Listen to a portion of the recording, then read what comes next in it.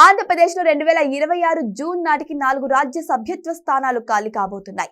ప్రస్తుతం అసెంబ్లీలో కూటమికి ఫుల్ మెజార్టీ ఉండడంతో 4 రాజ్యసభ స్థానాల సీట్లు ఏకపక్షంగా కూటమి ఖాతాలోకే వెళ్లనున్నాయి. అయితే ఈసారి చంద్రబాబు యువతకు ప్రాధాన్యత ఇవ్వబోతున్నట్టు తెలుస్తోంది.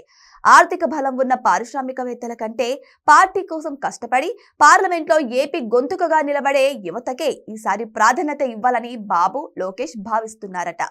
ఇక ఈ రేసులో అందరికంటే ముందుగా వినిపిస్తున్న పేరు చింతకాయల విజయ్.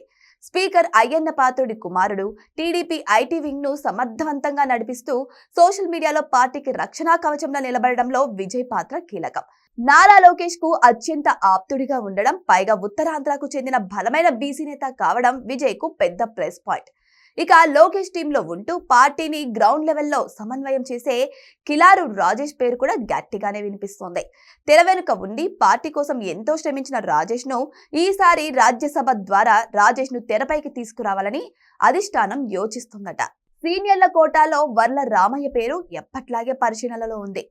పార్టీ కష్టకాలంలో మీడియా చర్చల్లో పాల్గొనే వర్లకు ఈసారి పెద్దల సభలో గౌరవం దక్కుతుందో లేదోనని క్యాడర్ లో ఆసక్తిగా ఎదురుచూస్తున్నారు.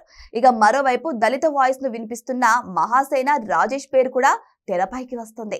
గత ఎన్నికల్లో సీటు త్యాగం చేసిన సామాజిక నేతలకు న్యాయం చేయాలనే ఆలోచనలో భాగంగా మహాసేన రాజేష్ పేరును పరిశీలించే అవకాశం ఉంది.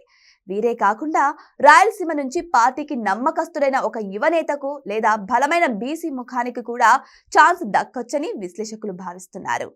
మొత్తానికి లోకేష్ ఆలోచనలకు అనుగుణంగా రాజ్యసభలో ఏపీ ప్రయోజనాలపై గట్టిగా మాట్లాడే స్పీకర్లు ఉండాలని బాబు ప్లాన్ చేస్తున్నారు. ఈ 4 సీట్లలో సామాజిక సమతుల్యత, బీసీ, ఎస్సీ సమీకరణాలు పాటిస్తూనే పార్టీ కోసం కేసులు ఎదుర్కొన్న నేతలకు గుర్తింపు ఇవ్వడం ద్వారా కార్యకర్తల్లో ఉత్సాహం నింపాలనేది టీడీపీ హైకమాండ్ మాస్టర్ ప్లాన్. అన్ని అనుకూలిస్తే ఈసారి ఢిల్లీ వెళ్లే పసుపు దళం అంతా యువ రక్తంతో నిండిపోనుంది.